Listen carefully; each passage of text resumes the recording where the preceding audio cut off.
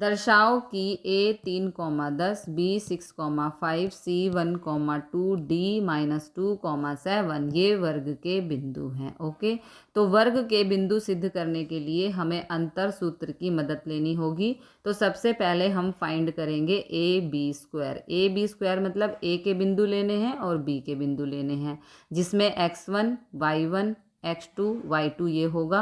अब इस फॉर्मूला के अकॉर्डिंग यहाँ पर वैल्यूज पुट करेंगे। ओके, x1 की जगह 3 यानी कि x1, फिर x2 मतलब 6, तो ये 6 हो गया और ये फार्मूले का माइनस हो गया और ये फार्मूले का स्क्वायर हो गया। उसके बाद प्लस, तो यहाँ पर प्लस।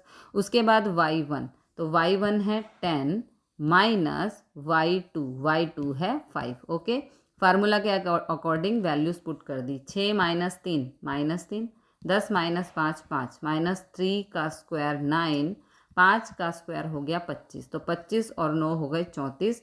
ये आ गया AB स्क्वायर। आगे चलते हैं, अब निकालेंगे BC स्क्वायर। ये B के बिंदु, ये C के बिंदु, x1 y1 x2 y2, अंतर सूत्र लगा दिया यहाँ पर।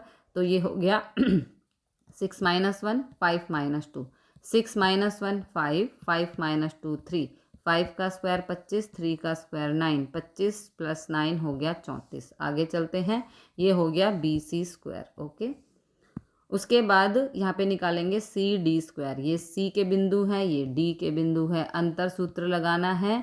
तो यहाँ पर वैल्यूज पुट कर देंगे। 1 + 2 का स्क्वायर, 2 - 7 का स्क्वायर, ये x1 ये x2 ये y1 ये y2, 2 + 1 हो गया 3, 7 में से 2 को माइनस किया -5, 3 का स्क्वायर 9, 5 का स्क्वायर 25, 25 और 9 हो गए 34। ये हो गया CD स्क्वायर। आगे चलते हैं, अब निकालेंगे DA स्क्वायर। ठीक है, अंतर सूत्र लगाना है।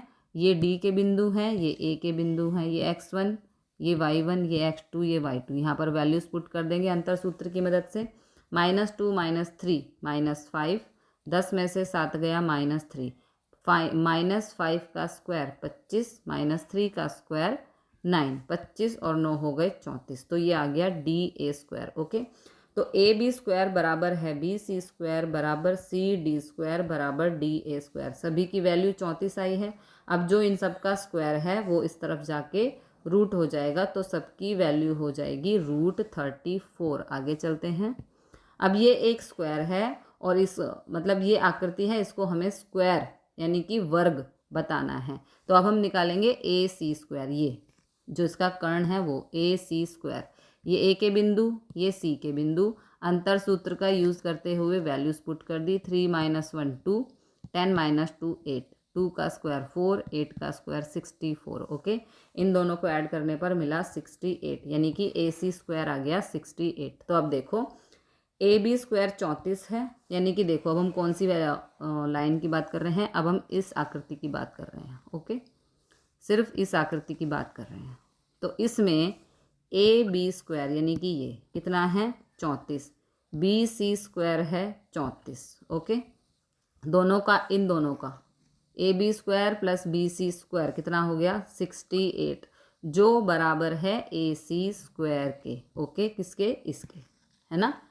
AB स्क्वायर + BC स्क्वायर बराबर है AC स्क्वायर के, यानी कि ये भी 68 ये भी 68। तो इसलिए त्रिभुज ABC में कोण B जो है वो समकोण है। ओके, चतुष्कोण ABCD में कोण B समकोण है। चतुष्कोण ABCD की सभी भुजाएं समान हैं, सबका टोटल करने पर आया है 34 और B हो गया समकोण।